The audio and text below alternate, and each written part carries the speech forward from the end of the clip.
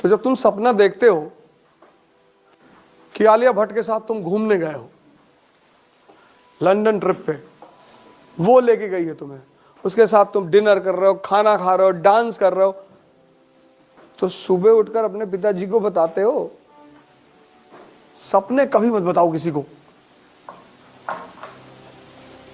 तुम क्या करना चाहते हो जीवन में, यह बात तुम्हारे साये को भी नहीं पता होना चाहिए।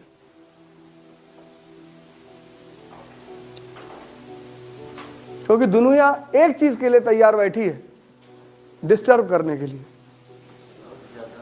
और दुनिया तैयार बैठी है तुम्हारे घर से लेकर बाहर तक सब। लेकिन दुनिया एक आदमी से नहीं उलझती, पागलों से।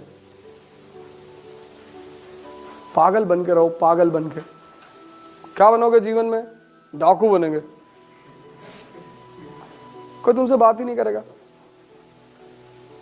छत पे बैठे हो, कोई किताब लियो, उसका एक एक पन्ना फाड़ के हवाई जहाज बना के उड़ा रहे हो। तुमको कोई छेड़ेगा ही नहीं मोहल्ले में, रिश्तेदारी में, गांव में, कह रहे डिस्टर्ब साथ। हर जगह नेता बनने की जरूरत नहीं है। शादी में गए हो, बोले जा रहे हो, इंडिया के राजनीति पर बता रहे हो, पॉलिटिक्स में हर आदमी तुम्हें देख रहा है, चौबे जी का लौंडा बहुत पढ़ रहा है।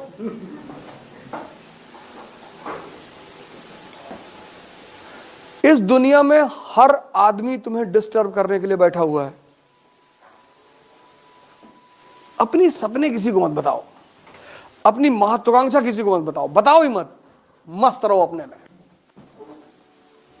सूरज सुबह नॉक थोड़ी करता है, जब वो चमकता है तो दुनिया खुद ही उसकी तरफ देखती है। अब जब तुम्हारी शादी हुई, या तुम्हारी गर्लफ्रेंड है, या बॉयफ्रेंड है, या तुम्हारा कोई बहुत पक्का दोस्त है, अच्छी चीजों को कभी समाज में एक्सपोज मत करो।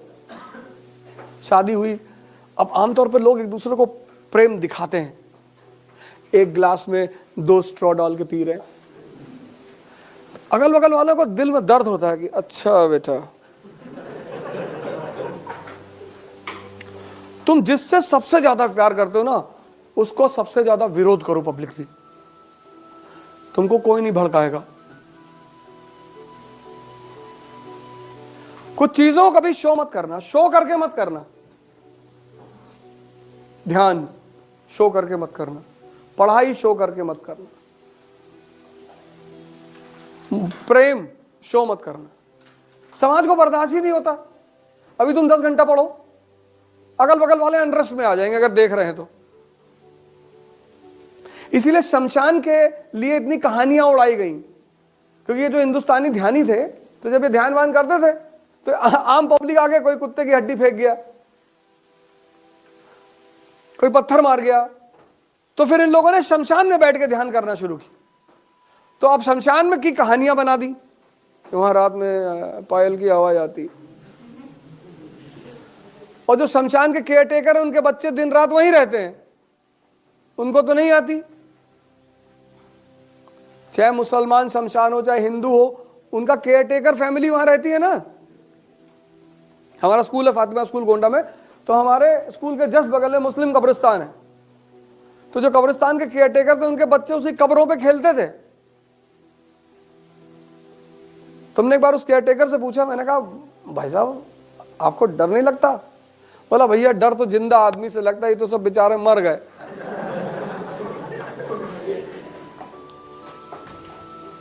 जैसे तुम्हारा कार लेकर आए तुम, नई लीजेंडर, गांव ले गए,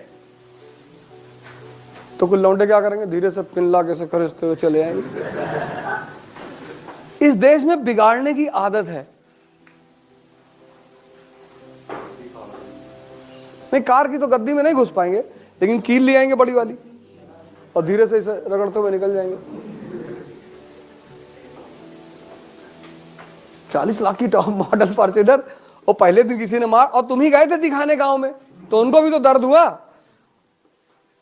कि तुम्हारा बाप बैलगाड़ी चलते तुम फॉर्च्यूनर लाए हो, तो दर्द उनको भी हुआ। तो उन्होंने अपने छोटे वाले बच्चे से कह दिया ये ले। अब एक कलेजा उनका फटा तुम्हारी फॉर्च्यूनर देख के, और दूसरा कलेजा तुम्हारा फटा उसमें। कलेजा दोनों आदमी का फटा।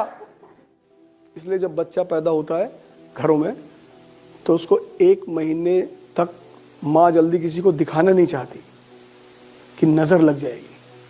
अब तुम गांव में बता दिया माइस की तैयारी कर रहे हैं, और तुम्हारा जो गाय भैंस रखने का मड़ा है उसमें पड़ोसी ने आग लगवा दिया। अब तुम्हारे पापा फोन किए कि यार किसी ने वो खैरानी फूंक दी यार, तो तुम वहां डिस्टर्ब हुए कि नहीं? तुम्हारे घर में एक भैंस है 80,000 रुपए की, गांव वालों ने खुलवा के बिकवा दिया।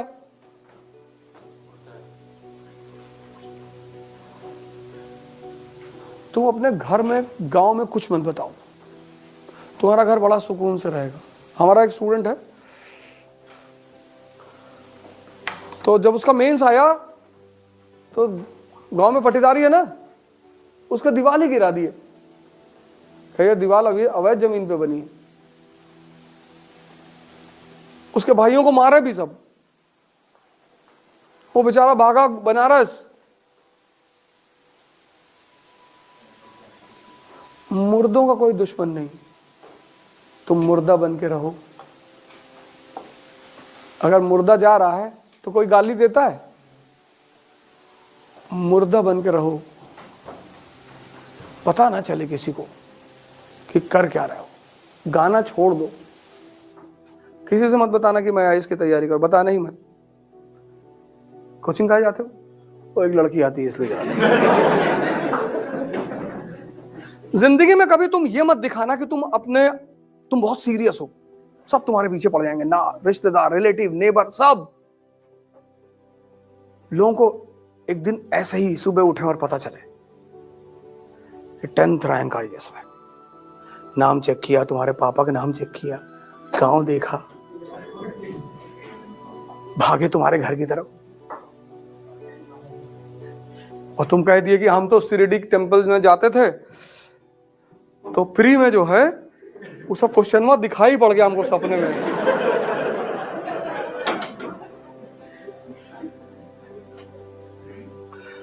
युद्ध की सबसे बड़ी बात यह है कि तुम डिस्क्लोज मत करो कि तुम क्या कर रहे हो, तभी जीतोगे।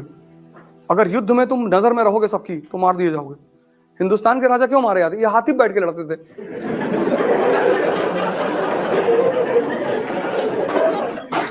इनका मेन वजह यही था।